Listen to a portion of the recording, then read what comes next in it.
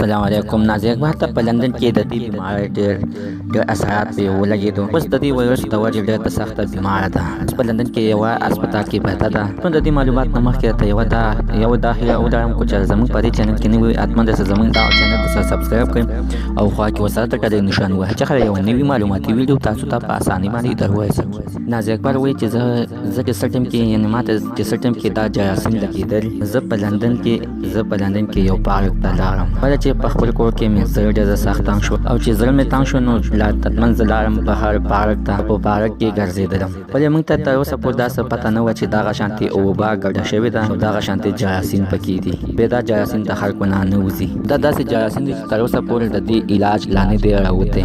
زه چې څه ټایم کې پارک ته ووتم نو په ما باندې نری غوندې ټوخی 2 ورځې بعد ولګېدو. ټوخی هغه باندې ولګېدو او زه د علاج دپاره بیا هلته کې یو هسپتال ته لاړم. نو بیا راته وویلې چې ته ټسټونه وکړه. ټسټونو دپاره ریپارټۍ ته مې ځان ورسولو. نو هلته کې چې زما ټسټونه یې وکړل، زما په دې ټسټونو کې دا بیماري څرګنده شوه.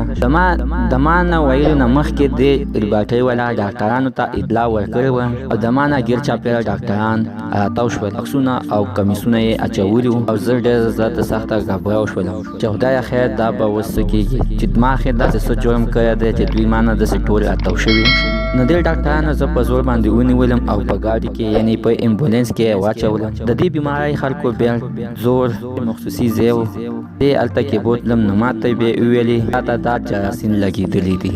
دې ته چې دا جراثیم ولګېدل نو دا بیا دغه شانتې خپلې خبرې بیا کوي په یوه انټرویو کې، یعنې په لږ ویډیو باندې بیا راغلی. دا خبره یې وکړه چې تر اوسه پورې زما خاوند زما تپوس له لاره نه دی راغلی. کله چې هغه ته دا پته ولګېده چې دې ته خو دا جراثیم او دا نن سبا چې وبا ګډه شوي او دا وایرس چې دې ته ګډ شوي دي هغه په خپل ځان باندې ویرېدلو. خو اوس خو زما ښځې ته ولګېده او شاید چې د دې نه بعد بیا ما ته ولګي.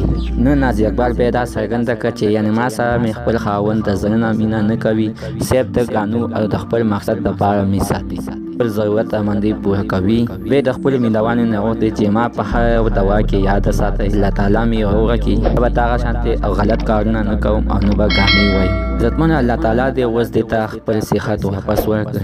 الله تعالی دې دې نه دا جراثیم لرې کړي او الله تعالی دې پرې خپل رحم وکړي. امین ثم امین. زه حتما کو چې زموږ په دې چینل کې نوي وي حتما د زموږ دا چینل ته سبسکرایب کړئ او خوا کې ورسره د ټلۍ نشان وښایئ چې یوه نوي معلوماتي ویډیو تاسو ته په اسانۍ باندې در ورسوي.